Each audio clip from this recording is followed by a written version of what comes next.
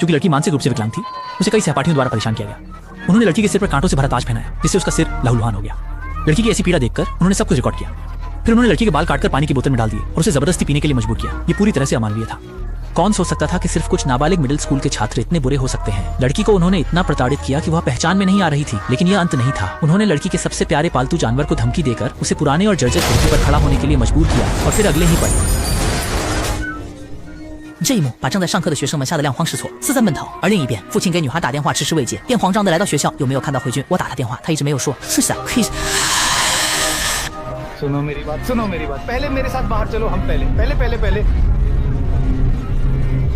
तभी पिता को एहसास हुआ कि बेटी के साथ कुछ हो सकता है। वह कांपते हुए बेटी के पास दौड़े।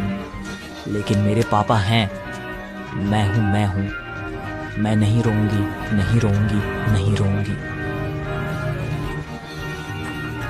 फिर लड़की गंभीर चोटों के कारण स्वर्ग चली गई। पिता तुरंत गहरे दुख में डूब गए, मानो हजारों तीरों से घायल हो गए हों। हालांकि बेटी जन्म से ही मानसिक रूप से कमजोर थी, लेकिन पिता की नजर में वह दुनिया की सबसे दयालु बच्ची थी। पर किसे पता था कि अब सफेद बालों वाला व्यक्ति काले बालों वाले व्यक्ति को विदा करेगा। इसके बाद क्योंकि कोई प्रत्यक्षदर्शी नहीं था, बेटी का मामला अधूरा रह गया और पिता केवल स्कूल के गेट पर पर्चे बांट सकते थे, ये देखने के लिए कि क्या कुछ सुराग मिल सकता है। वो कई बार प्रिंसिपल के पास गया, लेकिन प्रिंसिपल हमेशा टाल मटोल करता रहा। यहाँ की निगरानी पहले ही खराब हो चुकी थी, क्योंकि प्रिंसिपल की बेटी ही असली हत्यारी थी और उसने पुलिस से भी संपर्क किया था। लेकिन पुलिस और प्रिंसिपल एक ही थैली के छट्टे बट्टे थे। अब फिर से कह रहे हैं कि वह निगरानी रडार सच में खराब हो गया था। हुईजुन ने आत्महत्या की, आपकी बेटी ने आत्महत्या की। कृपया वास्तविकता को स्वीकार करें, फिर मत आइए, ठीक है?